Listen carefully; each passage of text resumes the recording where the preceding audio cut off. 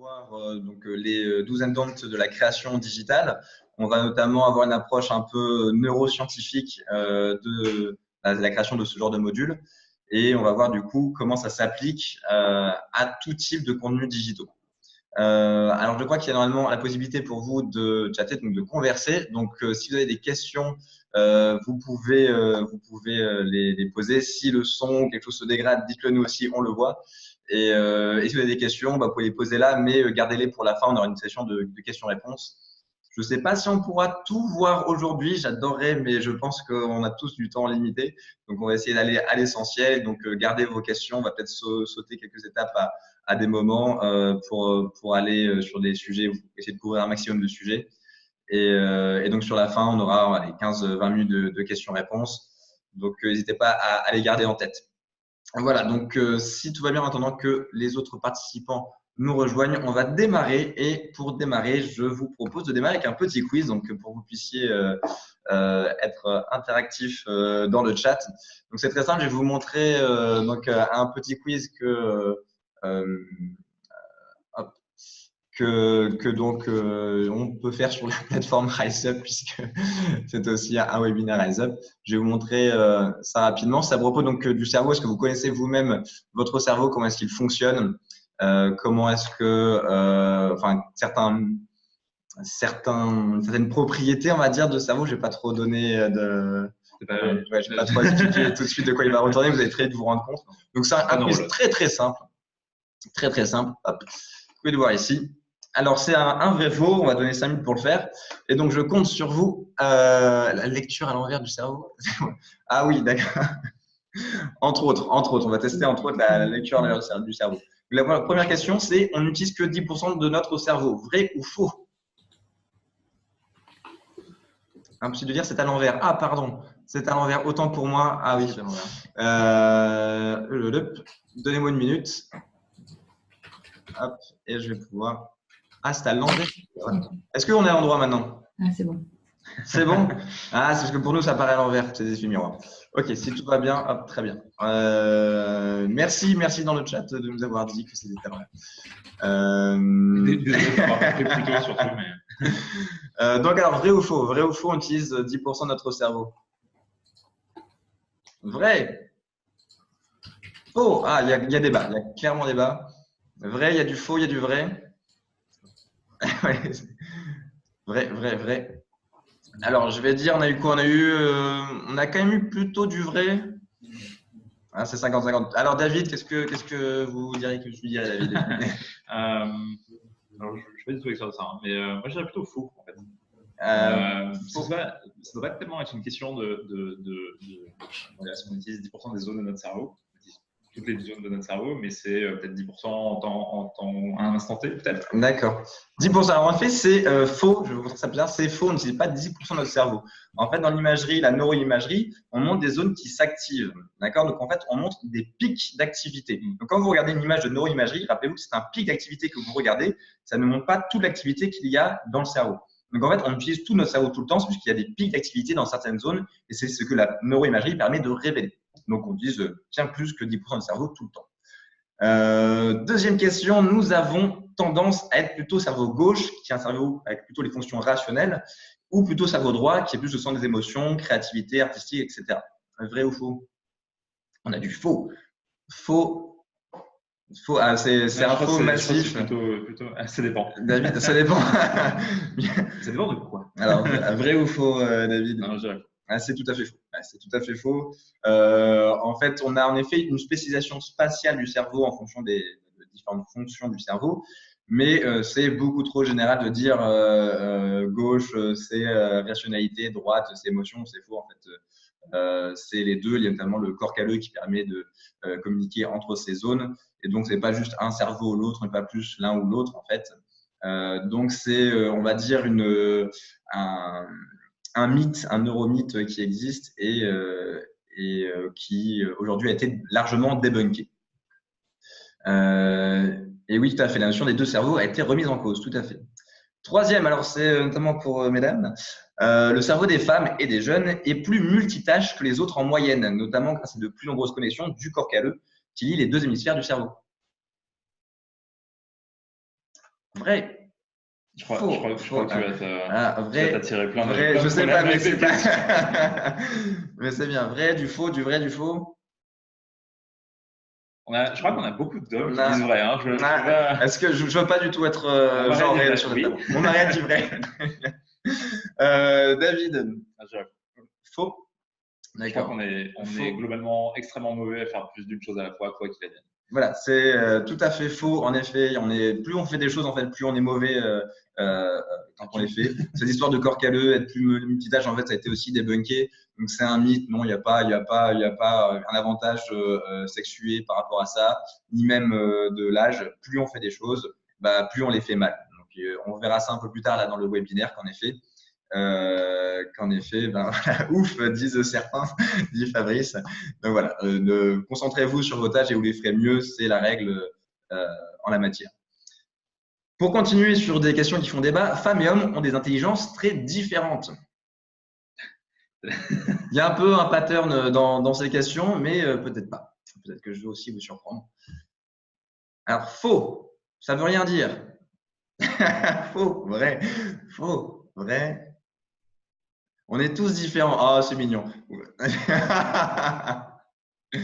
Femmes et hommes. Alors, je crois que la bonne réponse a été donnée de la part de Monsieur Durand. Monsieur Durand, vous avez tout à fait raison, ça ne veut absolument rien dire. C'est une question piège, car en fait, il n'y a pas de définition scientifique de l'intelligence. On a à peu près défini 8 différents types d'intelligence. Hop. Alors, on n'a plus le temps. En plus, le quiz est terminé, je l'avais timé. C'est pour un garde-fou. Et en fait, on a des intelligences qui sont différentes en fonction donc du sexe. Et donc, ça ne veut rien dire. Être plus intelligent en quoi? Il y a l'intelligence qui est visio-spatiale, les intelligences qui sont capacité à compter. Donc voilà, il n'y a pas de consensus aujourd'hui dans la communauté scientifique sur l'intelligence. Donc, c'est un terme à prendre avec des pincettes. Voilà, donc j'avais timé ce quiz pour qu'on évite de dépasser. On n'aura pas la suite, ce sera suspense. Il faudra venir sur une plateforme RiseUp pour voir la suite. Et donc, voilà, c'était quelques neuromythes qu'on voulait un peu débunker avant de démarrer, histoire là de mettre certaines choses à plat. Je vais revenir à notre présentation. Voilà, et on va pouvoir démarrer sur les 4. On va avoir 4 grands points qu'on veut présenter pour la méthode un peu d'approche d'un module neurolearning. La première, c'est de comprendre donc, comment le cerveau fonctionne selon certains contextes. Donc, comment est-ce qu'on fait pour conditionner en fait le cerveau d'un apprenant pour qu'il soit dans un contexte parfait, idéal pour apprendre. Donc, c'est là où je vous montre le learning brain contre le survival brain. Le principe, c'est que donc évidemment les émotions ont un impact fort sur l'apprentissage.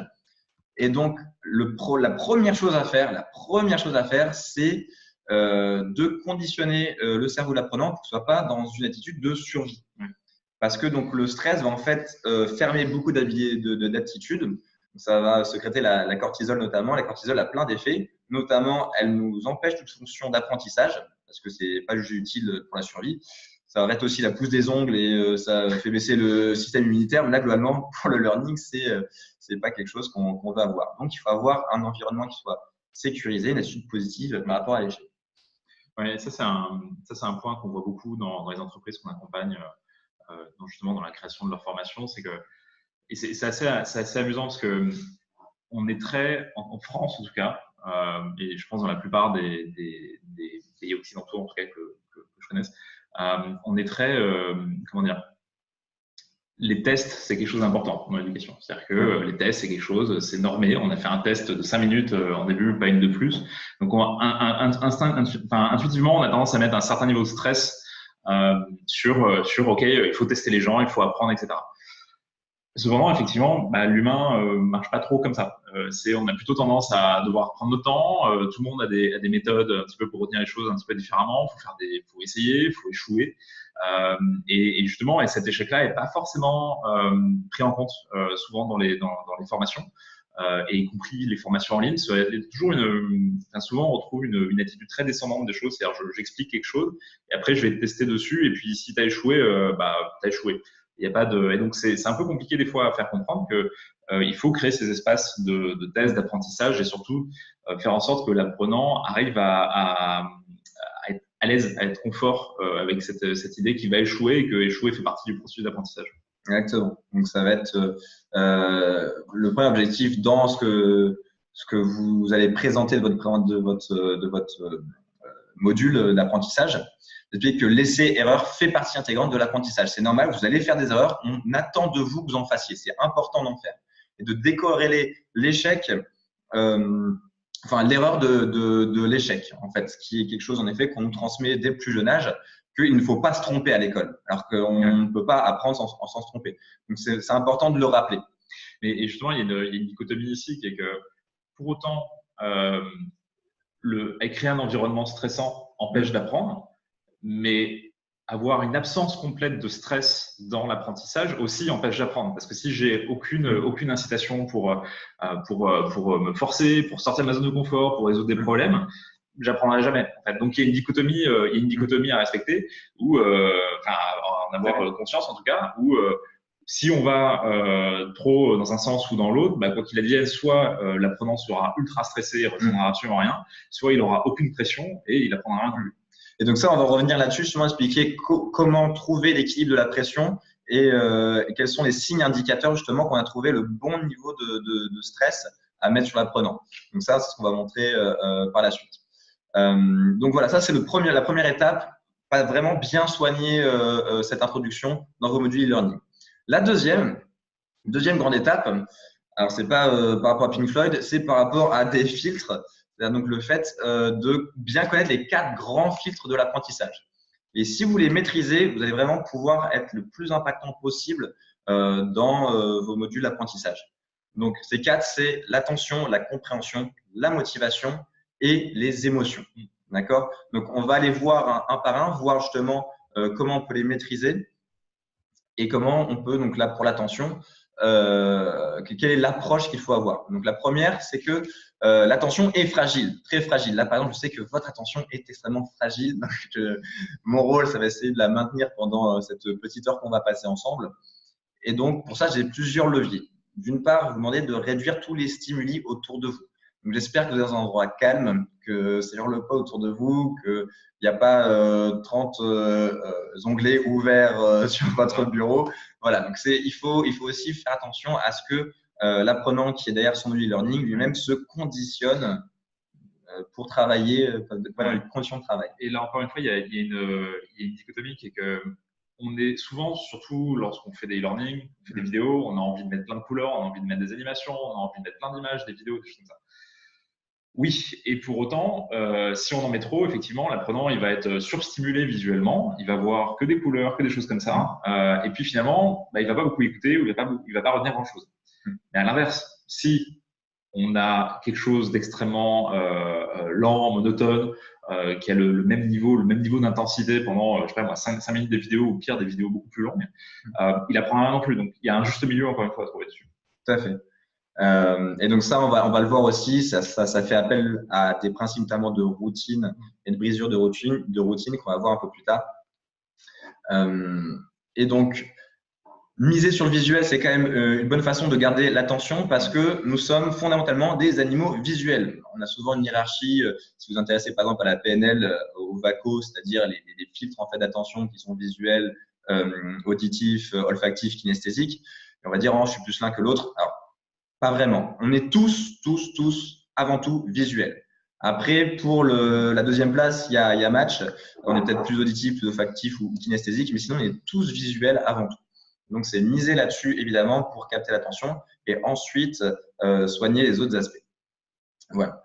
Le mouvement, évidemment, le mouvement qui capture l'attention, ça on le sait, donc ne pas en mettre trop. Là, par exemple, cette présentation, je vais mettre un peu plus de mouvement, donc je compte sur nous, en fait, durant qui sommes dans une partie de la vidéo. On peut parler avec les mains. Pour parler avec les mains. Je vais un peu nous réduire d'ailleurs, parce que sinon, je vais cacher ce qu'on montre. Hop, et je vais nous mettre ici. Voilà, donc mettre du mouvement. Ensuite, c'est varier donc le son pour le coup. Donc là, quand on va travailler l'auditif, c'est moduler sa voix et donc amener ces fameuses ruptures qui vont permettre de garder l'attention. Oui, encore une fois, sur le son, c'est comme avec l'image et comme les animations, comme chose comme ça. Enfin, du Shakespeare récité de manière extrêmement mécanique, c'est horrible. Et pourtant, dans les mains d'un bon acteur, c'est exceptionnel. Voilà. Et donc, voilà, et enfin, stimuler l'imagination. C'est-à-dire que ne donnez pas tout à vos apprenants, en fait. Laissez-les combler les vides. En fait, parce que sinon, si le cerveau, à chaque fois, on lui, comment on dit en anglais, spoon feeding, à chaque fois, on le nourrit, on lui donne tout, il va s'ennuyer, il va se mettre dans une position passive et il va se ramollir.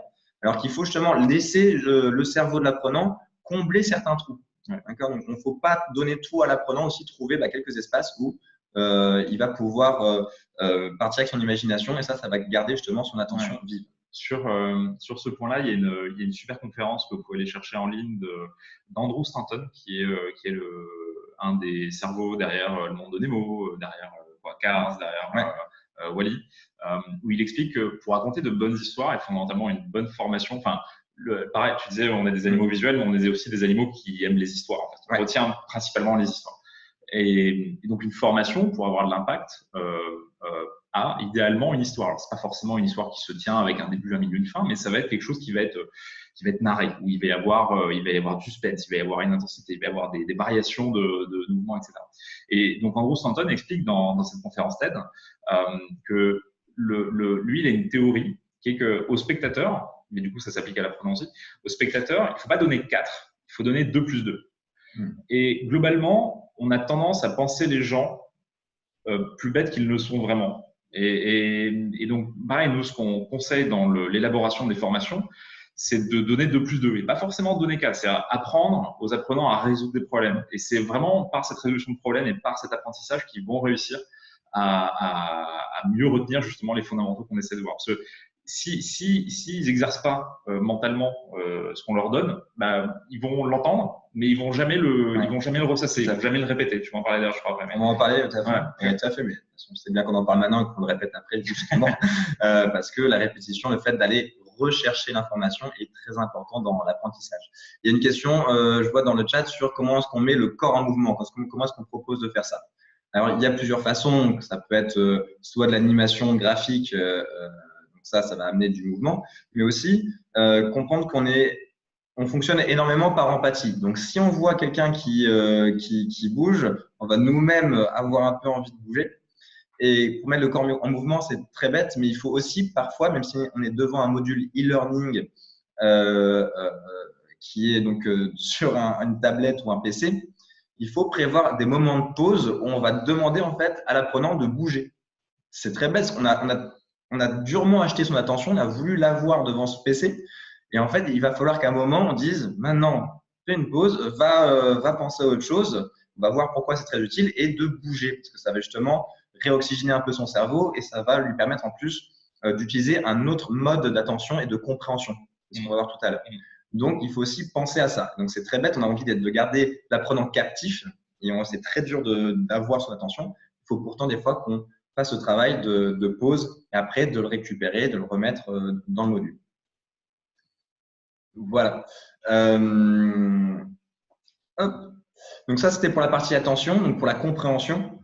Donc là, pour la compréhension, en fait, on fonctionne sur 2 modes de compréhension. D'accord? Donc, il y a le mode diffus et le mode focus. D'accord? Donc, focus, vous connaissez tous très bien. On est sur une tâche, on est dedans et on va uniquement s'y atteler. On va rester dans un petit périmètre. D'accord?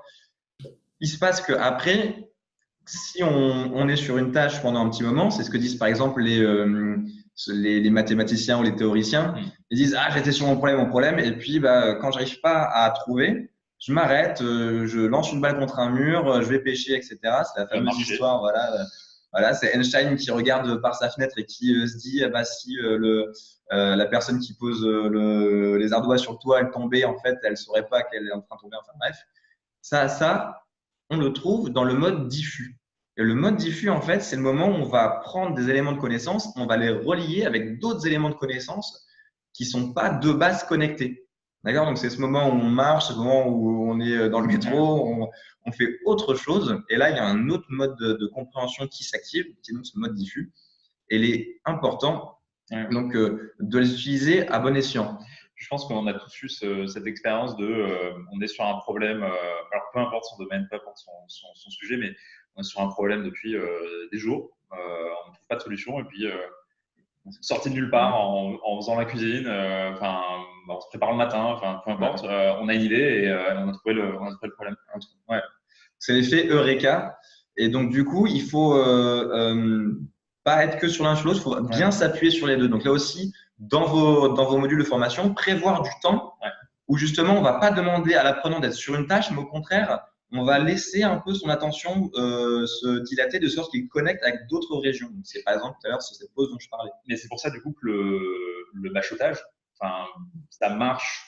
Ça marche si c'est très resserré parce que on va retenir des faits bruts qu'on va pouvoir recracher sur un papier quelques heures après.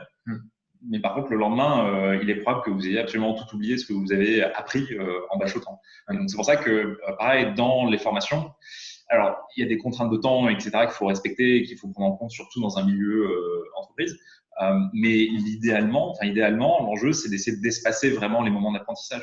C'est par exemple pour ça qu'une des c'est pas une grande mode, mais c'est une des tendances sur les MOOC, c'est de séparer ça en semaines. Ça a des inconvénients parce que du coup, celui qui veut faire toute la formation d'un coup, il peut pas le faire. Mais ça a aussi des avantages qui fait que, et sans vouloir faire de mauvaises blagues à répéter toujours la même chose, mais ça permet à l'apprenant de revenir régulièrement sur le sujet et de redécouvrir des choses et de lui laisser absorber en fait vraiment l'information entre-temps. Donc c'est en fait en fonction des objectifs. Donc là, en fait, on parle finalement de mémoire à court terme et à long terme. En fait, comment est-ce qu'on arrive vraiment à créer ces ancrages mémoriels. En fait, on sait que la mémoire, elle fonctionne mieux si elle se connecte avec différents types de mémoire qu'on va vous décrire et avec différents éléments de connaissance. Donc, sa différence. Pourquoi un expert, en fait, il est capable souvent d'apprendre une nouvelle connaissance très rapidement dans son domaine? C'est parce qu'il est capable de la connecter avec différents aspects du domaine très, très vite. Et c'est ça qui fait qu'ils apprennent plus vite, les experts. Alors que, justement, quelqu'un qui démarre, il faut qu'il pose d'abord ses jalons et ensuite qu'il connecte avec le reste. Donc ça, c'est pour la partie compréhension. Maintenant, pour la partie motivation qui est, j'imagine, essentielle et critique, comment je motive quelqu'un sur des thèmes de formation qui ne sont pas toujours ultra motivants de base. Donc, c'est leur faciliter le chemin. Donc, comment est-ce qu'on va pouvoir faire ça? Donc là, c'est vraiment la boîte à outils. D'une part, c'est par exemple définir 6 séquences pédagogiques clés. On va dire pourquoi 6, on va le voir un peu plus tard, mais définir 6 séquences pédagogiques. Et ensuite, on va lui dire… Voilà, choisis ce que tu abandonnes parce que tu ne vas pas avoir le temps de les apprendre. Donc, on va choisir ça et du coup, on va prioriser, hiérarchiser l'information et en plus, on va faire ça de manière autonome en tant qu'apprenant. Donc, on récompense en fait l'apprenant pour son choix et donc, c'est le fait de faire une récompense qui est non contrôlante, contrairement à une récompense contrôlante. Typiquement, on a des études qui ont montré que quand on a une tâche à faire qui donne un résultat contrôlant, typiquement si je tourne une manivelle à une certaine vitesse pendant 5 heures, j'obtiens telle somme d'argent ou telle récompense, ce sera toujours moins motivant que si j'ai moi la liberté, la responsabilité de ma tâche et la récompense associée. Donc, typiquement, dire à des gens, on a besoin de vous pour accomplir tel objectif. J'ai pas grand-chose pour vous payer, mais dites-moi, vous, comment est-ce que vous voulez travailler dessus? Et en fait, on obtient des résultats, on arrive à rassembler des experts pour quasiment très peu de récompenses pécuniaires, mais parce qu'ils ont la responsabilité, ils sont autonomes vis-à-vis de leurs tâches, ils sont beaucoup plus motivés. Ça, je pense qu'il y a deux choses sur ça. C'est super important d'expliquer pourquoi ce sujet est important. Parce que souvent, on envoie une formation. C'est l'exemple caricatural, mais tellement vrai en fait au quotidien de la hiérarchie envoie une formation. Et je fais une formation s'il faut faire la formation. Et je sais pas vraiment pourquoi. Mais en fait, cette petite formation, ce petit élément, ce petit bloc, si vous n'expliquez pas à vos apprenants, ok, pourquoi ça c'est important, pourquoi cet élément est important, et passer du temps à recontextualiser justement ça, du coup ils vont être perdus. Si vous, la cartographie de pourquoi c'est important, vous l'avez, c'est pas forcément dit que vos apprenants l'aient. Donc, c'est important de leur expliquer ça. Et la deuxième chose, c'est effectivement, c'est comme tu le dis, il faut les responsabiliser en fait. Il faut que ce soit leur sujet. Vous expliquez votre pourquoi, votre why. Il y a des conférences j'invite à chercher des conférences de Simon Sinek sur quoi, mais c'est super important. Vous êtes plus efficace quand vous savez pourquoi vous faites quelque chose, plutôt que de le répéter bêtement. Mais aussi, nous, ce qu'on invite à faire, c'est au début des formations, inviter les apprenants à prendre un moment pour définir leur objectif personnel sur la formation. C'est-à-dire vraiment, alors c'est un moment à eux, hein, ils n'ont pas besoin de le partager, c'est pas un moment noté, c'est pas un moment où il y aura une grande révélation pédagogique derrière, mais c'est juste prendre 5 minutes de dire ok, cette formation sur je sais pas, le marketing ou améliorer mon niveau d'anglais, enfin vraiment peu importe le sujet. Pourquoi je le fais? Pourquoi c'est important pour moi? Et du coup, une fois que lui a défini son propre why, du coup, étrangement, il va être plus impliqué, il va être plus motivé et il va plus faire la formation parce que c'est archi qui le dit, parce que c'est obligatoire, parce que ça permet de, je sais pas moi, de progresser en grade dans l'entreprise, enfin, j'en sais rien. Mais il va dire, OK, cette formation sur le marketing-là, elle est importante parce que ça me permet je sais pas moi, d'avoir plus de contrats derrière. Et si j'ai plus de contrats derrière, ça veut dire que mon équipe va mieux s'en sortir. Si mon équipe s'en sort mieux, ça veut dire que j'ai plus de capital politique dans l'entreprise pour avoir ce que je veux, etc. Donc du coup, permettre aux apprenants de définir ces objectifs-là est super important. Et ça veut dire qu'il faut prendre le temps de le faire en début de formation. Ouais. Et donc, quelle forme ça va prendre? Donc, c'est des petits défis au début pour démarrer, pour garder la motivation. C'est important de faire des petits défis très facilement atteignables. Typiquement, ce que j'ai fait un peu au début là, c'est du vrai-faux. C'est facile de dire vrai-faux et de répondre vite. Et la difficulté devient plus grande à mesure qu'on avance. Mais le feedback, surtout, il faut qu'il soit immédiat. Là, vous me disiez vrai-faux et on vous expliquait très vite derrière pourquoi, oui, non, quelle était la réponse. On va voir que cette idée d'une tâche précise, simple, avec un feedback immédiat, en fait, c'est extrêmement important. Donc ça, je vais pas encore trop dévoiler maintenant. Et donc, qu'est-ce que c'est un feedback? Soit ça corrige une erreur, soit ça souligne un succès, mais c'est surtout pas une dissection post-mortem pendant 3 heures. Ça démotive très souvent les apprenants. C'est pas dire ah pourquoi tu as fait mal là. C'est dire ok, qu'est-ce que tu peux faire maintenant? Donc le feedback, c'est juste dire ok, tu as fait ça en fait, c'est ça.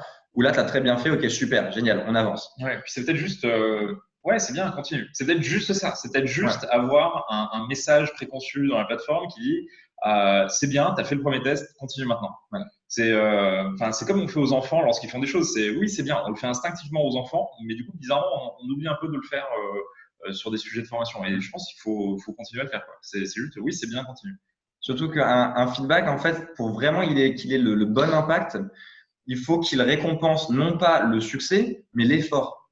Parce que sinon, on va dire ah super, tu as acquis ces connaissances. La personne nous dit, l'apprenant dit bah c'est bon, j'ai fini, j'ai plus rien à faire. Et quand il sera de nouveau dans une situation où il doit solliciter ses connaissances, il va se dire bah c'est bon, je l'ai et ça doit marcher. Et ça marchera pas comme ça parce qu'il va pas activer sa mémoire de la bonne façon. Si on récompense l'effort, grâce au temps que tu as passé, tu es arrivé à faire ça.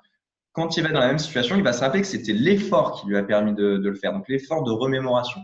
Donc à ce moment-là, on active les bons leviers et on continue d'apprendre dans le futur. Donc c'est important de bien savoir donner son feedback.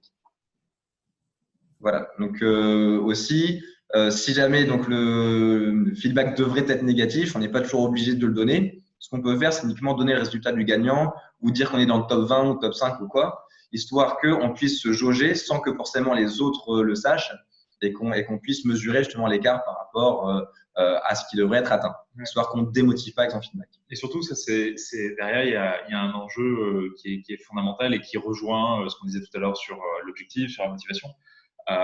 Qui est le plus important, c'est pas tellement, c'est de savoir où on va, mais pour savoir où on va, il faut savoir où on est en fait.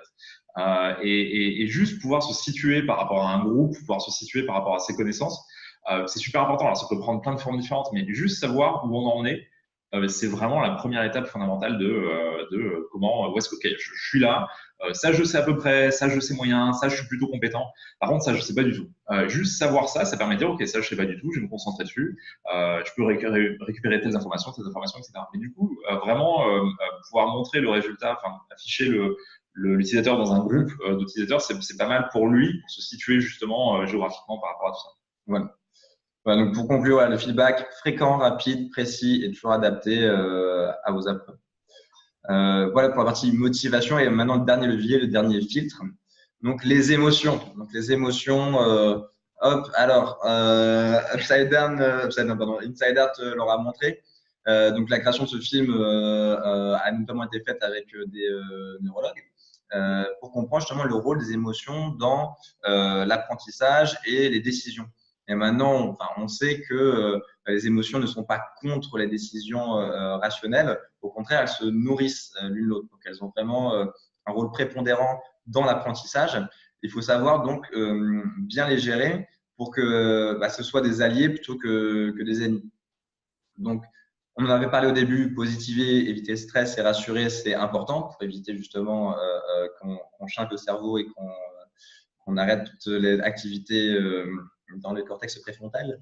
Mais surtout, on peut utiliser d'autres aspects, donc comme bien sûr le social learning. On est fondamentalement des êtres sociaux. Et donc, le fait de se connecter, d'avoir un enjeu social des fois dans une formation, donc par exemple avec des formations en peer-to-peer, où non seulement on va transmettre une connaissance, mais en plus on va le faire avec un enjeu qui est de se connecter avec la personne parce qu'on on travaille avec, ou qu'on l'apprécie, ou qu'on aimerait bien qu'elle nous apprécie. Ça va justement utiliser ces émotions pour que l'apprenant fasse tous les efforts nécessaires pour déstructurer, restructurer la connaissance. Et en faisant ça, il va pouvoir s'approprier et apprendre justement les éléments de connaissance qui lui sont présentés. Et sur ça sur l'aspect social learning, c'est un des grands mots qui est sur la place dans le domaine de la formation. Mais ça peut être très, très simple. Par exemple, dans une entreprise, ça peut être simplement, OK, on envoie cette formation sur 3 départements, il y aura 30 personnes, donc 10 par département, je sais rien. Ça va être 10 groupes, enfin ça va être 3 groupes de 10 qui vont savoir, OK, qui vont faire la petite compétition de où est-ce que tu en es dans la formation, quel est le meilleur résultat, etc. Ça peut être des choses super simples et il n'y a pas forcément besoin de créer des systèmes extrêmement complexes de notes, de valorisation, des choses comme ça. Ça peut être simplement où est-ce qu'on en est, est-ce que le groupe d'en face il fait mieux que nous, et si c'est oui, du coup on va se motiver un peu plus, et si c'est non, on a un petit peu d'avance, mais il ne faut pas trop dormir sur ses lauriers quand même. Voilà, donc c'est pour ça qu'on a de la gamification qui arrive notamment sur les plateformes mobiles, LMS mobile ou par exemple Rise Up a bien sûr bien compris ça et c'est pour ça qu'on a un aspect de compétition entre groupes d'apprenants qu'on peut faire. Donc c'est un des leviers de social learning, la compétition. On y reviendra un peu plus tard. Maintenant, il y a aussi donc la qualité de la relation entre l'enseignant, on va dire, et l'apprenant. Donc, c'est le fait d'être non directif, et ce qu'on disait aussi un peu au début, si c'est fais ci, fais ça, etc., et qu'on est dans des récompenses contrôlantes, on a moins d'engagement de la part en fait de nos apprenants. Donc, il faut arriver à autonomiser un maximum, responsabiliser un maximum l'apprenant vis-à-vis des éléments de connaissance qu'il doit s'approprier. Le fait d'être en empathie par rapport à ce qu'il vit, c'est-à-dire de dire on sait que c'est dur et c'est normal. Et c'est normal, il faut que ce soit dur. Et ça, c'est un aspect qui est très important aussi, c'est qu'il est impossible d'apprendre sans faire un effort. Il y a eu beaucoup de gourous du learning qui sont apparus à une époque en disant on peut apprendre en dormant, etc. Alors ça, c'est totalement faux. C'est impossible. On ne peut pas apprendre sans faire un effort. Donc, il faut conditionner les apprenants pour qu'ils soient prêts à ça et expliquer qu'on comprend ce qu'ils traversent aussi, de sorte que ce soit encouragé. Parce que le fait de parler d'une émotion, que ce soit la peur ou la tristesse ou quoi, permet en fait de nous l'approprier et d'en atténuer l'effet. Ça a été démontré. Puis c'est, encore une fois, c'est peut-être aussi simple que vas-y, c'est bien, continue. C'est peut-être juste ça. Et puis, enfin, moi, je trouve que c'est un sujet que je trouve amusant parce que intuitivement, on sait que il n'y a pas de récompense sans effort. En fait, c'est une expression. Je pense dans toutes les cultures il y a cette notion-là. Et pourtant, du coup, des fois, certains ont le mythe que on peut apprendre si on utilise telle méthode, etc. On peut apprendre super facilement. Non, en fait, apprendre c'est difficile quoi qu'il advienne. On peut le rendre plus facile, plus efficace, mais s'il n'y a pas ce petit challenge et cet effort, plus le challenge est important, plus la récompense sera importante. Et inversement d'ailleurs. Et donc, du coup, dans les façons pour faciliter ça, on a bien évidemment le storytelling. Donc, Voilà, donc le storytelling. Pourquoi? Parce que ça fait appel à un type de mémoire qu'on a tous, qui est la mémoire en fait des événements. Donc, c'est pour ça qu'on aime les histoires, parce que on a littéralement une mémoire qui est faite que pour ça. Donc, utiliser ça nous permet justement d'avoir des voyages émotionnels, de créer des ruptures émotionnelles qui vont garder l'attention. Et donc, si vous êtes intéressé après au voyage du héros, aux structures en 3 actes, etc., on va comprendre qu'en fait, tout ce qu'on fait, c'est qu'on maximise l'attention d'un public. Donc, utiliser cet outil à bon escient sans en mettre de partout, parce qu'après, dès qu'on voit les fils, on perd un petit peu en effet. Mais évidemment, le storytelling est un outil très, très puissant. Et enfin, surprendre. Surprendre, c'est l'histoire de routine. Si vous vous intéressez à ça, il y a notamment Keith Johnston qui en parle sur le fait de créer une routine dans laquelle l'apprenant, d'un seul coup, briser cette routine pour arriver vers quelque chose d'autre. Ça va engager l'apprenant et lui faire comprendre qu'il est face à un objet digital qui va le surprendre. Et donc, ça va continuer à créer de l'attention. On va attendre ensuite quelle est la prochaine rupture. Donc voilà, surprenez. Voilà pour cette partie, la deuxième point. On va arriver maintenant sur les best practices, donc vraiment la boîte à outils qu'on veut vous donner.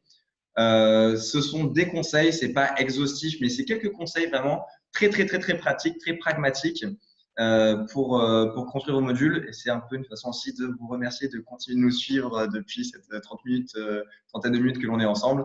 Donc merci encore pour votre attention. Et donc on va vous donner quelques outils assez simples pour construire vos modules. Donc, le premier, on l'a vu, c'est solliciter les sens. Le premier sens étant le sens visuel. D'accord, mais donc de tous les solliciter. Et c'est très dur parce qu'on pense tout de suite module digital, on pense qu'on est devant un écran, on ne va pas penser à l'olfactif, au toucher, ou on va penser juste audiovisuel. Donc en fait, il y a d'autres choses qu'on peut solliciter. Donc comment donc d'une part, en effet, le contact visuel et le fait qu'on va donner de l'attention à l'apprenant. Donc vraiment, même si vous avez quelqu'un qui parle devant une caméra, de lui donner le temps de remercier son attention et de lui donner une attention comme si on était en face à face. Puis c'est un sujet qui est difficile dans une production, en fait, quand on a une caméra avec un enseignant qui parle à la caméra. L'enseignant, toute sa journée, il est probable qu'il parle à des groupes de 30, voire beaucoup plus personnes dans des salles de classe, et du coup, il a l'habitude de ce contact visuel. Sauf que, du coup, à un instant, il parle à une caméra, il a plus ce contact-là, et c'est très compliqué pour lui. Et c'est pour ça que des fois, on a des cours où il y a un peu ce côté robot, où ce côté, le prof lit d'un script et c'est ennuyant, quoi. Mais du coup, c'est très compliqué parce que effectivement, l'enseignant, mais du coup, ça veut dire aussi que dans l'écriture de la formation, dans la production de la formation, c'est super important de se rappeler qu'on parle à des êtres humains, en fait. Et le filmer, le mettre sur une plateforme en ligne, etc., ça ajoute un degré de difficulté, mais fondamentalement, si on parle à des êtres humains qui sont normaux, quoi. Ils s'ennuient assez rapidement, ils ont envie d'être stimulés, ils ont envie d'être stressés mais pas trop, et ils ont envie d'apprendre. Mais du coup, il faut vraiment se rappeler ça régulièrement dans la production de la formation. Et donc c'est ce dont je parlais un peu au début. C'est comment est-ce qu'on atteint ce résultat, donc par le mimétisme, d'accord? C'est l'histoire des neurones miroirs. C'est-à-dire que pourquoi est-ce qu'on bâille? Parce qu'on a vu quelqu'un bâiller, c'est ces neurones miroirs qu'on active. Donc, si vous voulez amener un apprenant quelque part, il va falloir qu'il y ait un personnage ou une vidéo ou quelque chose qui va guider, qui va montrer le chemin, de sorte que par mimétisme, en effet, votre apprenant, il le fasse. Et donc, ça vient aussi du fait du rythme dont je parlais un peu plus tôt, cette histoire de brisure de routine. Et on sait que, alors j'ai mis la 10e minute parce que, bon, c'est ce que disaient les études il y a quelques années. Aujourd'hui, on sait que c'est moins, que l'attention baisse, le temps d'attention baisse, et que c'est plutôt 8 minutes. Et qu'on sait qu'il faut changer au bout de 8 minutes. Il faut changer au bout de 8 minutes, il faut qu'il y ait une rupture, il faut qu'il y ait un changement assez fort pour pouvoir garder l'attention de l'apprenant. Donc, c'est pour ça qu'aujourd'hui, quand on nous parle de faire un module learning, c'est 20 minutes, 30 minutes, c'est plutôt 10 minutes, un peu moins aujourd'hui. Ouais, puis en fait, vous avez plusieurs façons de découper ça. C'est-à-dire que l'attention moyenne de quelqu'un, alors ça dépend, est-ce qu'il est stimulé à côté, est-ce que plein de choses, mais s'il est volontaire, s'il a envie de faire ça, l'attention moyenne, ça va être 5 minutes. Si vous avez regardé déjà des vidéos de 10 minutes, 10 minutes, c'est long. Enfin, même si le sujet est bien, 10 minutes, c'est quand même long. Et donc, du coup, il y a plusieurs façons de faire ça. Soit vous découpez dans des vidéos de 3 à 5 minutes, avec à chaque fois différents micro-sujets, et les vidéos mises bout à bout racontent un grand ensemble. Soit vous avez une vidéo parce que vous n'avez pas pu la découper autrement qui dure 10 minutes, mais du coup, ça veut dire que dans la narration de cette vidéo, il faut avoir des variations d'intensité. Il faut prendre des moments de pause. Si vous avez 10 minutes de dialogue absolument monotone sur la même tonalité, ça sera un effet catastrophique. Ouais. Et dans la continuité d'ailleurs de cette idée de durée de temps d'attention, on sait par exemple par rapport au texte, parce que des fois on ne peut pas y couper, il faut qu'on utilise du texte, on sait qu'un individu lit à peu près 150 mots en 1 minute. Et on sait aussi que quand un individu est confronté à du texte, il va tenir 5 secondes. D'accord? Donc vous divisez ça, ça vous donne le ratio d'à peu près 15-20 mots, 15-25 mots. C'est-à-dire qu'un individu, il faut, si vous lui mettez du texte en face, qu'il ait 15-25 mots en face de lui.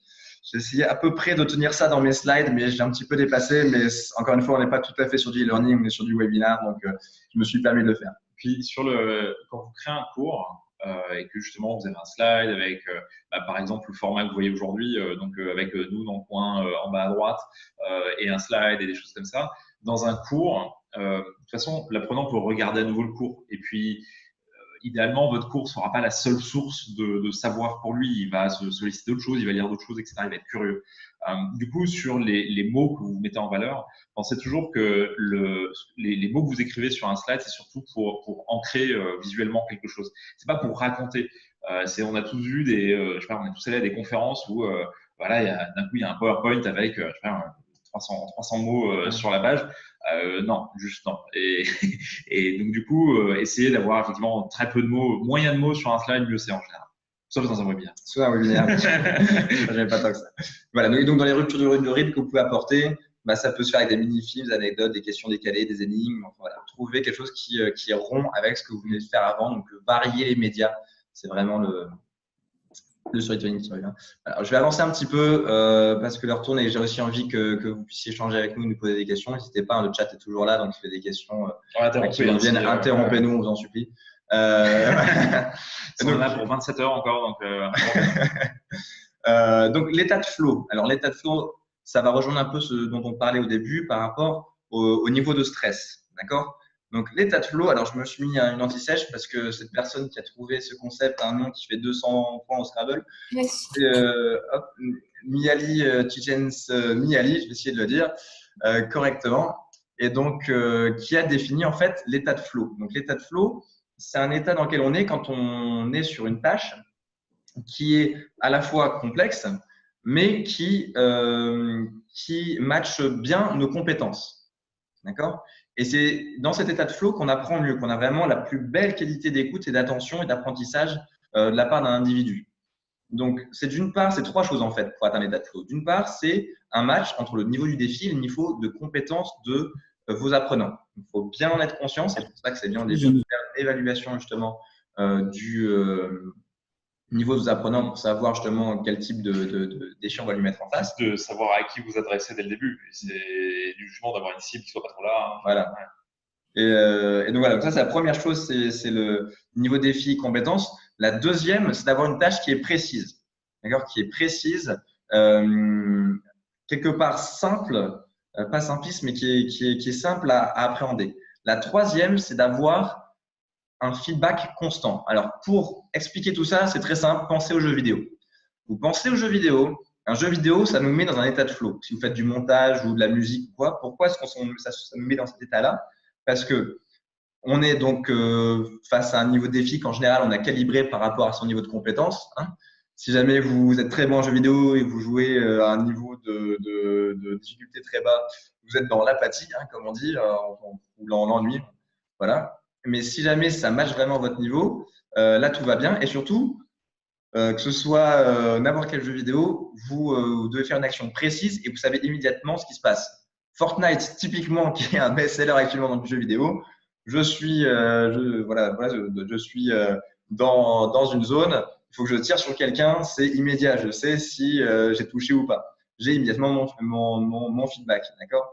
Donc, c'est très, très visuel et c'est pour ça que ça fait un carton, par exemple. Bon, alors, c'était d'autres éléments, mais le jeu vidéo, pourquoi il fonctionne aussi bien? C'est parce que ça nous met dans cet état de flow de manière assez efficace. Donc,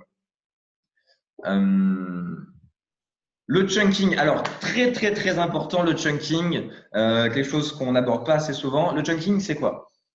Quand on va aborder un ensemble de connaissances, on peut soit l'aborder d'un seul bloc, et là, ça va être très difficile, ça va demander énormément d'énergie parce qu'on va faire appel à notre mémoire de travail. Là, par exemple, je sollicite énormément votre mémoire de travail, vous devez fatiguer d'un point de vue physique. Et c'est normal. Et pour essayer de diminuer un petit peu cette fatigue, on va du coup clusteriser les éléments de connaissance, on va les découper. Donc, c'est très important de découper vos éléments de connaissance, comme on essaie de faire là, et ensuite de les relier. Et ça, c'est ce qu'on appelle le chunking, de trouver quels sont les clusters de connaissances qui font le plus sens, qui est difficile de dégrouper, mais vraiment de casser en petites briques, de sorte que on puisse ensuite les relier tranquillement, avec notamment cette histoire de compréhension en mode diffus. Donc, l'idée, c'est de faciliter le travail de remémoration, parce que quand on a un bloc monolithique de connaissances qu'on a apprises, quand on tape dessus, après, on va naturellement retirer tout le bloc. Et des fois, on n'a pas besoin de tous les éléments. Des fois, on a juste besoin d'une partie. Donc, ça permet en fait de rendre la mémoire beaucoup plus flexible et au final, la compréhension des éléments de connaissance beaucoup plus efficace. Donc, le chunking, c'est ça. Découper les éléments de connaissance et ensuite faire tout ce travail de relier ces éléments entre eux. Voilà. Je ne sais pas s'il y a des questions là-dessus. On y reviendra peut-être. Donc, en fait, ça a trait à ce qu'on appelle l'empan mnésique. C'est la capacité, en fait, notre capacité de stockage d'informations. Donc, on sait que cette capacité, elle est de 7 éléments à plus ou moins 2 éléments. Donc, entre 5 et 9. C'est pour ça que tout à l'heure, on parlait de 6 étapes dans un module learning. Parce qu'on sait que c'est à peu près la taille d'un empan mnésique. Donc, quelques éléments seulement. Là, j'essaye aussi sur mes pages de ne pas montrer plus de 9 éléments parce que c'est la mémoire dont vous disposez. Au-dessus, ça devient vraiment compliqué. Voilà, cette capacité de stockage. Et on apprend donc par chunk d'informations. Voilà pour le chunking. Et donc ensuite, enseigner pour apprendre, ça va revenir à ce côté social learning. Il faut idéalement mettre nos apprenants en anglais. Pourquoi toujours ce jargon en anglais? Apprentissage social. Apprentissage social. La morceauisation, je ne sais pas parce que je crois que ça sonne mieux, qu'on le retient mieux et que ça vient surtout de penseurs anglais. Voilà. Je n'ai pas de réponse à cette question. Pourquoi l'anglais? Je pense que c'est une tendance. On est faible. Voilà pourquoi. Et parce que je pense que l'anglais raccourcit les mots et que c'est beaucoup plus simple pour un enfant amnésique de manière générale. C'est la seule réponse que j'ai actuellement. Donc voilà, enseigner pour apprendre. Il faut arriver à mettre nos apprenants en situation d'enseignement. C'est très bête en fait. On ne connaît vraiment quelque chose que lorsqu'on est capable de l'enseigner. Et c'est pas forcément une histoire de il doit l'enseigner à un père ou il doit le répéter à quelqu'un. Juste simplement se le répéter à lui-même. Enfin, lorsque vous essayez d'apprendre quelque chose, on a tous eu ces expériences où quelqu'un nous explique quelque chose, on pense l'avoir appris, l'avoir mémorisé, et en fait pas du tout. Et un exemple tout bête, et je viens d'y penser, c'est pas, les bons serveurs au restaurant répètent ce que vous avez demandé. C'est pas forcément pour vérifier qu'ils se sont trompés ou quoi, c'est juste parce que le simple fait de répéter la commande avant de repartir en cuisine, passer la demande, leur permet de mémoriser mieux cette commande-là. Et du coup, c'est pareil, en fait, c'est dans n'importe ce que vous faites, en fait, c'est juste répéter ce que vous faites, même si c'est tout seul devant un miroir, devant votre ordinateur, peu importe. Le simple fait de répéter vous permet de mieux apprendre ce que vous venez de voir. C'est ce qu'on appelle la boucle phonologique, le fait de se répéter un numéro quand on doit l'apprendre.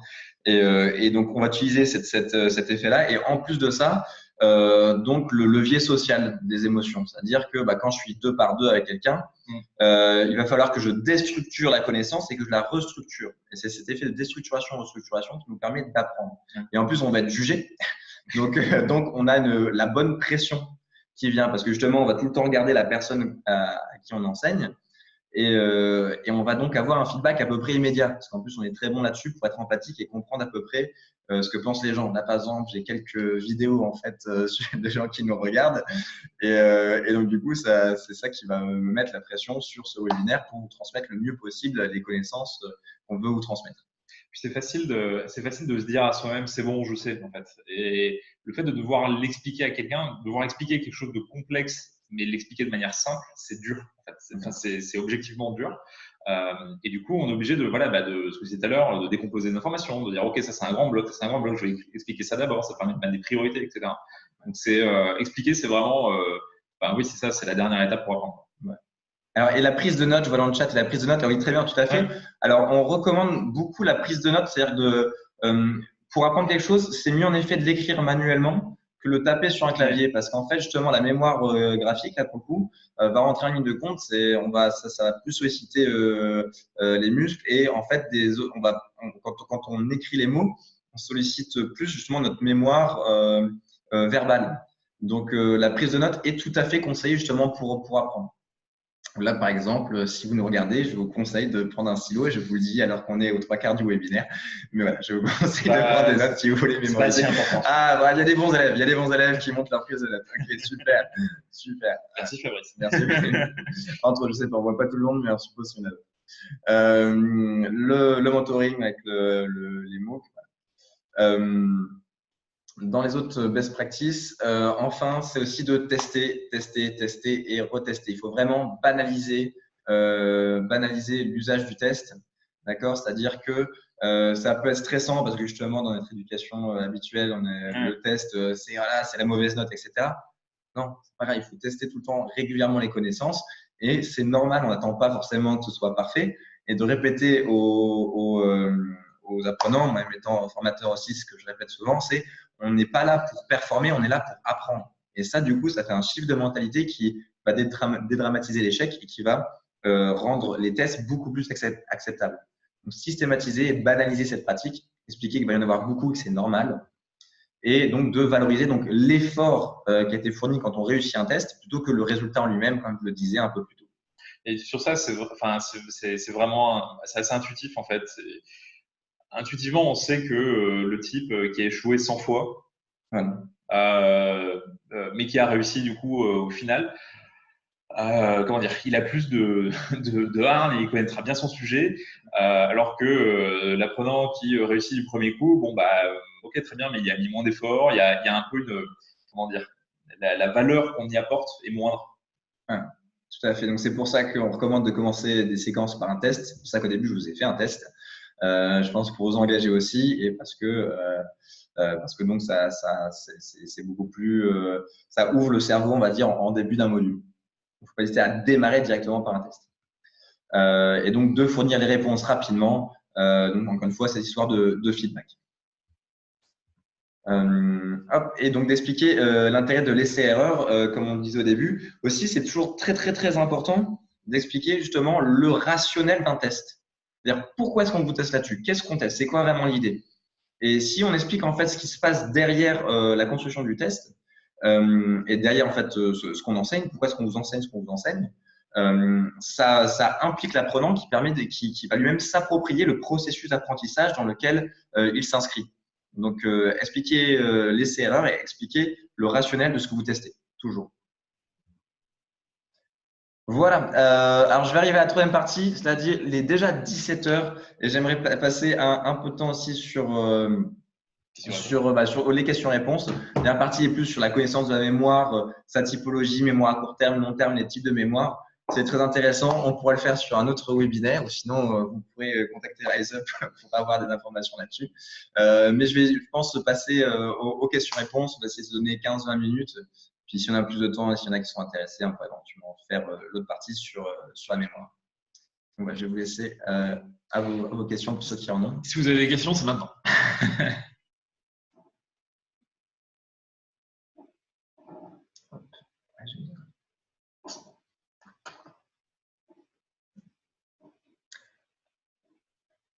En moyenne, c'est 30 secondes. Avant que les gens se débloquent, ça va être… Dans le chat. Alors, dans le chat, s'il vous plaît, les questions. Dans le chat, la fonction de chat, parce que nous, on a coupé tous les micros, sinon c'est impossible. Ouais. Voilà. Est-ce qu'il y a des choses qui vous ont fait bondir dans ce qu'on a dit? Est-ce qu'il y a des choses horribles? Est-ce que vous avez des expériences peut-être à partager tout simplement sur voilà, on a parlé de storytelling tout à l'heure et voilà, il y a une formation que vous avez fait où vous avez créé un personnage. Quel est le format d'une formation parfaite à distance? Je pense qu'il n'y en a pas. Je pense que ça dépend. C'est une réponse un peu. C'est ça que l'expression, c'est une réponse normale. C'est ça. Ça dépend. En fait, ça dépend de votre objectif, ça dépend de votre population cible, ça dépend des outils que vous avez à votre disposition. et pour des formations industrielles très techniques. Des fois, on a tendance, alors de moins en moins, et moi je suis content de ça, il y a quelques années, on avait un peu tendance à dire que la formation en ligne allait remplacer absolument tout. Sauf que effectivement, il y a des sujets purement techniques, je sais pas, mécanique, ou une infirmière, peu importe, où c'est compliqué, on a besoin de manipuler des choses, on a besoin de pratiquer. Et donc, du coup, on a tendance à voir le balancier qui était parti un peu loin sur le en ligne, revenir vers le milieu, et moi, je trouve ça vachement bien. Parce que du coup, aujourd'hui, on voit des mix en ligne présentielle qui sont intéressants, et pas que sur des sujets techniques.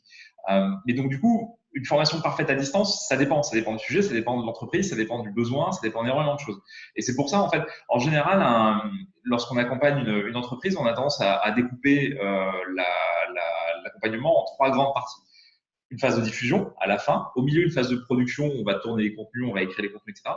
Mais avant une phase qui est contre-intuitivement longue, qui est vraiment une phase de pré-production, où on va vraiment définir tout ça. Ok, quel est mon apprenant? Quelles sont ses habitudes? Quelles sont ses envies? Quel est son temps disponible par jour? Il y a des choses bêtes, mais est-ce qu'il a l'habitude de se former en ligne? Est-ce qu'il n'a pas l'habitude de se former en ligne? Moi je sais pas, est-ce que socialement c'est compliqué dans l'entreprise de se mettre dans une situation de test et de formation?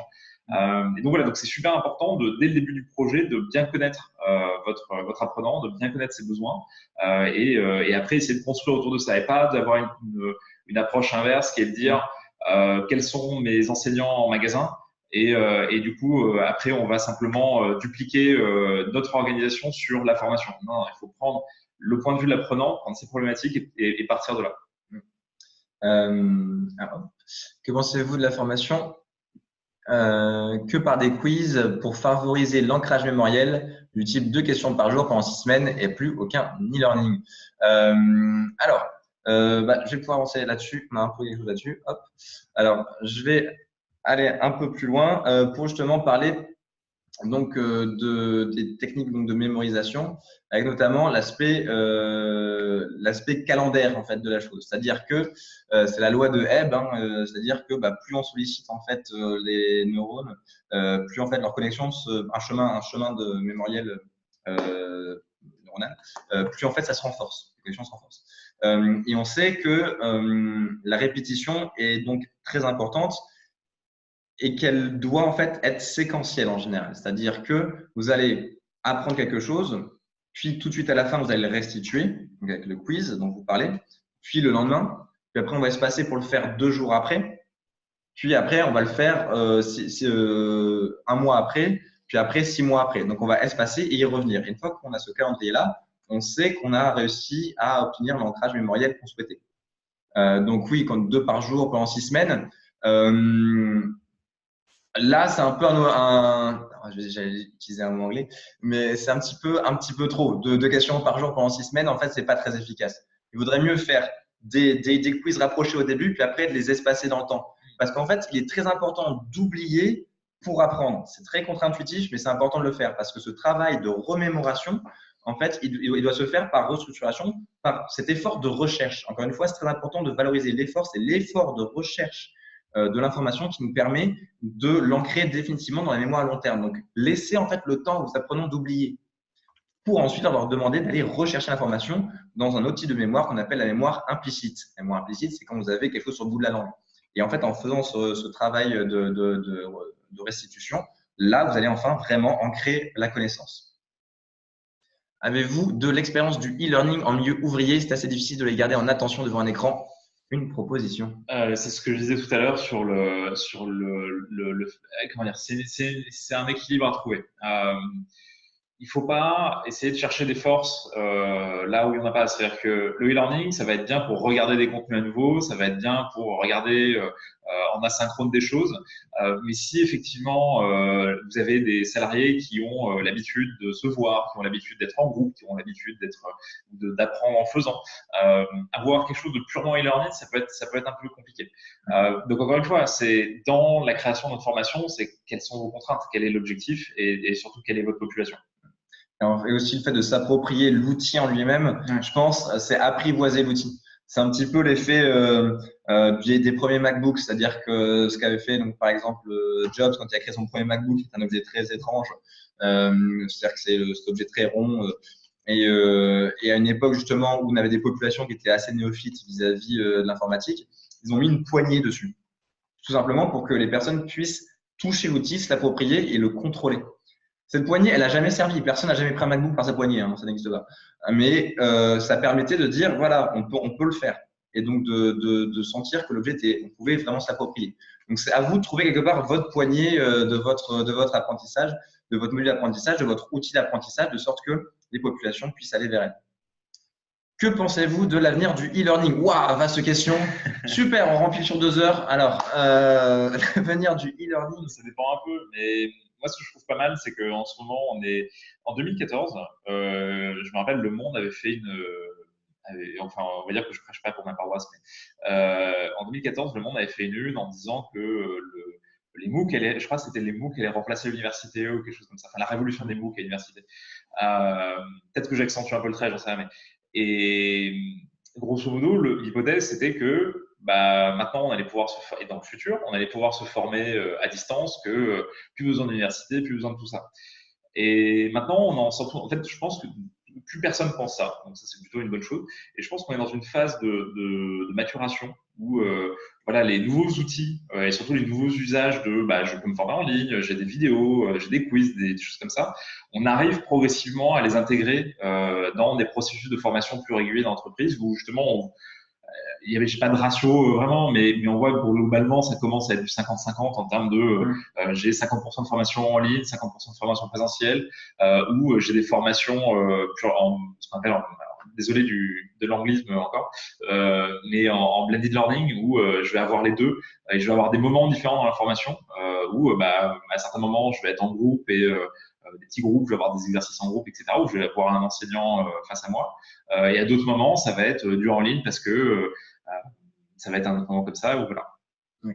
Sur une formation multiproduit proposée par une entreprise planifiée sur 2-3 semaines en continu, quel format, quelle organisation recommandez-vous? Ordre des quiz, modules, vidéos, etc.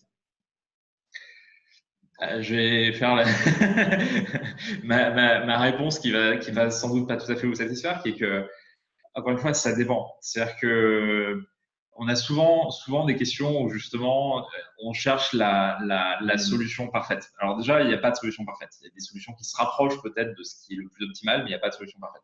L'enjeu, quand vous faites votre formation, quand vous commencez à planifier votre formation, c'est vraiment de définir c'est quoi mes contraintes. Est-ce que, par exemple, tout à l'heure, on parlait de la formation d'ouvriers.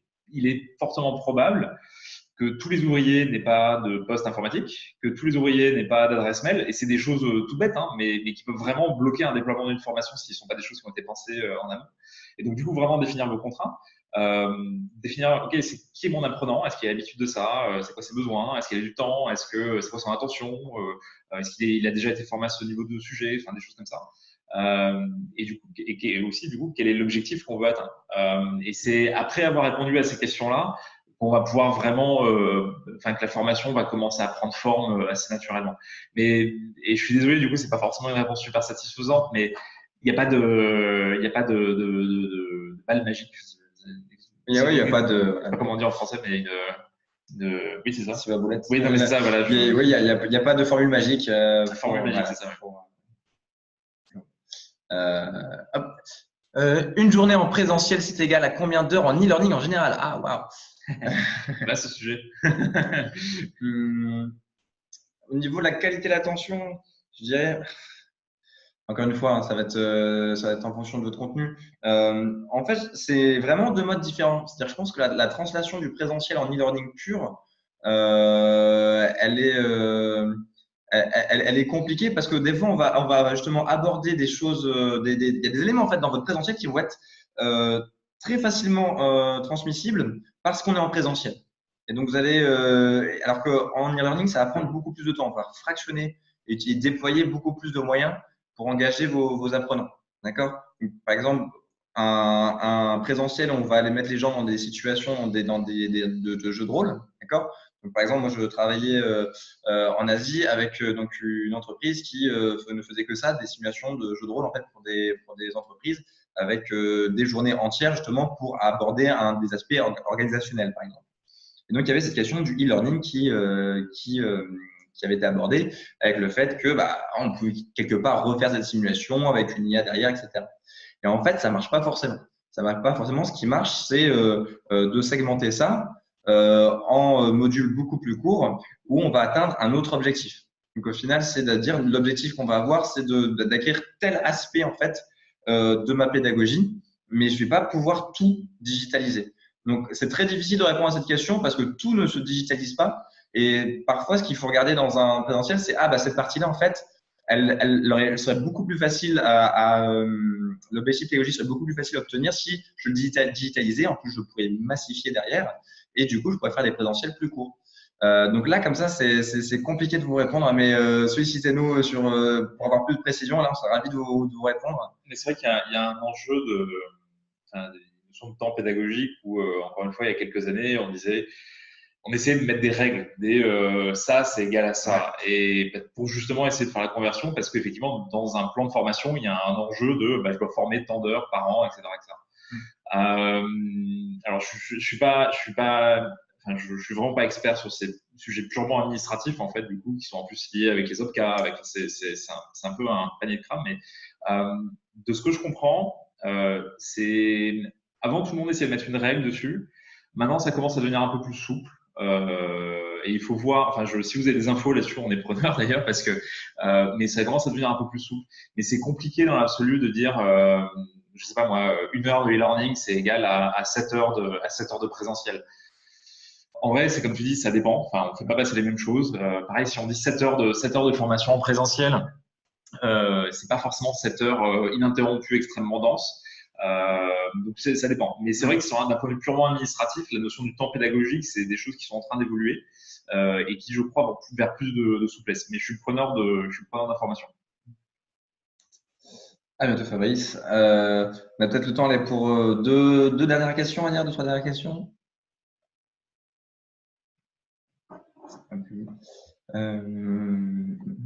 Attention, je crois que je vais faire une petite synthèse de ce qu'on a vu.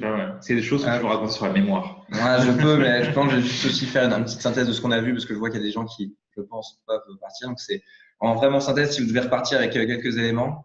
Peut-on avoir le support? Oui, vous pouvez avoir le support. Je serais ravi de vous l'envoyer. Ça va être un petit peu lourd, mais oui, je vous l'enverrai avec plaisir. Donc, contactez-nous et on vous enverra ça. Donc, en synthèse, donc, créer cet espace de sécurité, c'est vraiment primordial. C'est la première chose à faire, de prendre le temps de le faire. Ensuite, de maîtriser les fameux fils de l'apprentissage, l'attention, la compréhension, les émotions, la motivation. Voilà.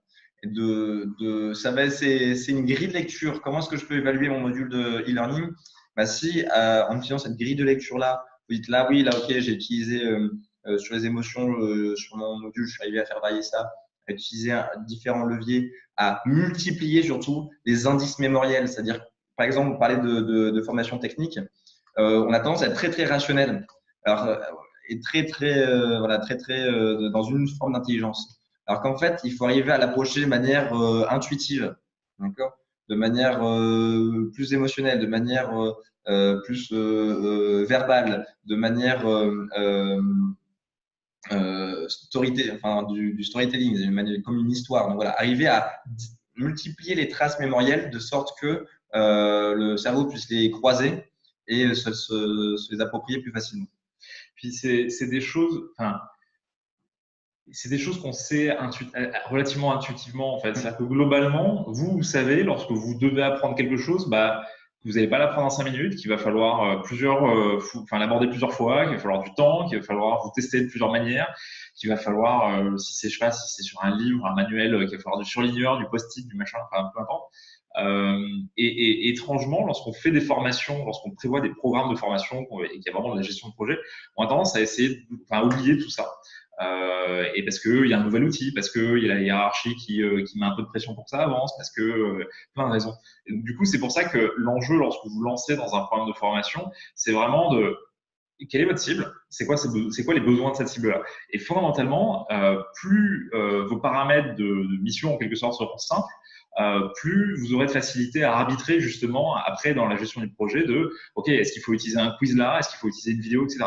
L'enjeu, c'est quels sont les besoins de l'apprenant. Et fondamentalement, ça doit être le juge de paix de toute votre gestion de projet.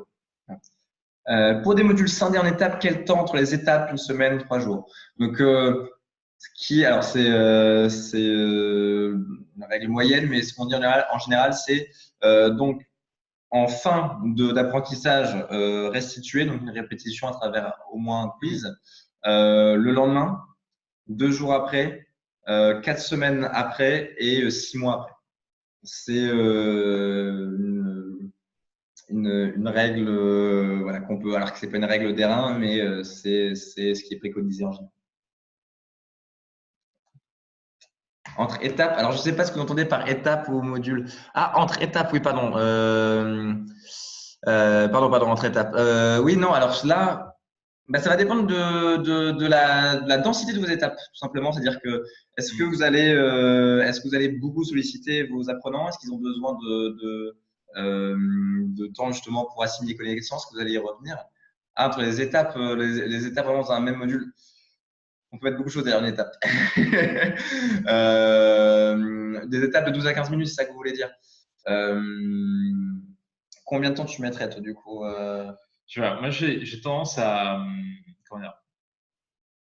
Je pense qu'il y a deux choses. En fait, j'ai tendance à penser qu'il faut que l'apprenant maîtrise son propre temps. En fait. C'est-à-dire qu'il faut qu'il ait un cadre, de dire, voilà, tu dois faire cette formation de telle date à telle date parce que c'est compliqué si tu dépasses ou elle sera pas ouverte au-delà parce que nous, on peut pas fournir le support pour faire ça. Voilà, plein de raisons. Mais où globalement, pendant ce temps global, il faut qu'il ait la liberté de le faire un peu quand il le veut. Pour autant, encore une fois, la vie est remplie de dichotomies. Il y a cette liberté-là, mais il faut aussi lui rappeler de temps en temps, voilà, il faut faire de manière régulière, ou il faut faire toutes les 2 semaines, ou il faut faire un petit peu, etc. Donc, du coup, entre étapes, je suis un peu mal à l'aise enfin mal à l'aise, pas vraiment le terme, mais à répondre, enfin à donner une réponse définitive. Parce qu'à mon avis, il n'y en a pas vraiment. Effectivement, ça dépend du sujet. Au revoir. Mais ça dépend du sujet. Mais dans l'absolu, je pense que c'est pas mal de laisser un principe de liberté dans la formation. Et puis lui faire rappeler régulièrement ah bah tiens, il y a un nouvel élément, ah bah tiens, il y a des gens qui ont répondu sur le forum, tu peux aller voir, ah bah tiens, il y a refait ce test-là, on a changé un peu les paramètres, comme ça tu peux y aller. Mais du coup, lui essayer de conjuguer la liberté avec le fait de lui rappeler de se connecter régulièrement, de faire les tests régulièrement, etc. Voilà. Est-ce qu'on a le temps? Peut-être une dernière question, vraiment toute dernière question avant de dire au revoir à tout le monde, parce que je pense que je vois qu'il y a des gens qui ont des impératifs. Oui, tu as best practice, respecter la mémoire de travail. Hein. Notre mémoire de travail a un niveau de fatigue. Là, par exemple, je pense qu'on nous a beaucoup sollicité. Donc voilà, de pouvoir de prévoir des temps pour la reposer, c'est vraiment important avant que ça aille derrière dans la mémoire procédurale où du coup c'est des acquis. Donc c'est la mémoire qu'on utilise quand on se gare chez soi. Donc pour ceux qui ont lu le livre c'est Daniel Kahneman sur Thinking Fast and Slow, qui parle justement du système 1, système 2, qu'on sollicite dans la vie de tous les jours. Donc, c'est en fait 2 types de mémoire qu'on utilise. Avez-vous géré du e-learning sur smartphone? Bien sûr. Oui, RiseUp a fait une application mobile pour faire du e-learning. Donc oui, tout à fait, c'est un autre type de média. C'est quelque part un peu plus intime. Il y a aussi l'aspect je m'approprie l'outil. On peut moins mettre d'informations. Et donc ça, c'est très bien, surtout pour les formateurs, sur les experts. On parle de formation technique. Et l'un des défauts des fois des formateurs, c'est le syndrome de l'expert, c'est je veux tout mettre, tout raconter, alors que je peux pas. Et donc le smartphone, l'intérêt en effet, c'est que ça vous permet de condenser tout ça et d'être très très efficace et d'aller vraiment à l'essentiel. Encore une fois, il faut pas. C'est facile de céder aux sirènes du marketing, aux sirènes de la mode et de dire je vais faire du mobile learning, enfin je vais utiliser des termes en anglais qui vont faire très très bien. Et non mais j'ai pas ça pour ça. Mais c'est juste que c'est facile de. Enfin on a déjà eu des histoires où le patron a vu un jour dans la presse que ah bah tiens, le mobile learning, c'était la dernière mode, pourquoi on n'en a pas nous? Et donc il va voir son directeur de formation qui dit, on a du mobile learning nous? Le directeur de formation il va dire, bah non, ah bon, bah, faut faire du mobile learning. Et donc du coup, voilà, ça c'est le genre d'effet boule de neige dans une boîte qui peut pousser à faire des formations purement sur smartphone, alors que en fait, il n'y a pas vraiment besoin de faire des formations sur smartphone. Donc encore une fois, l'enjeu c'est quelle est votre cible, quels sont ses besoins. Et c'est vraiment le juge de paix de tout ce que vous devez faire. Donc, voilà. Voilà, bah écoutez, je pense qu'il est temps de conclure ce webinaire. Vous remercie beaucoup d'avoir suivi jusque-là, jusqu'au bout. Et n'hésitez pas donc à nous contacter. Alors, j'ai pas mis les contacts, mais je vais les mettre dans le chat. Donc voilà. Riseup.ai. Riseup.ai pour voir tout ça. Ce sera, de toute façon, ce webinaire sera aussi sur notre. Sera sur notre chaîne YouTube de Riseup. Juste en privé. Hop. Et donc, du coup, je vais envoyer à tout le monde. Hop. Donc voilà, donc n'hésitez pas à nous contacter si vous avez des questions, si vous voulez le support aussi. Et si vous-même vous avez des modules et vous voulez savoir comment est-ce que je peux l'aborder, là j'ai tel challenge, on me demande de faire ci, de faire ça serait quoi la meilleure façon de l'aborder. Et nous, grâce à ces grilles de lecture là qu'on vous a un peu présenté assez rapidement, il y a beaucoup plus de choses derrière. On va pouvoir optimiser l'attention et l'impact sur vos apprenants. Et avec un LMS comme RiseUp, on va être capable aussi de le mesurer. C'est le moment publicité, en cas publicitaire. Voilà. Je vous remercie beaucoup. Merci à tous. Bonne fin de journée à tous et à très bientôt pour un prochain webinaire. À bientôt. Au revoir.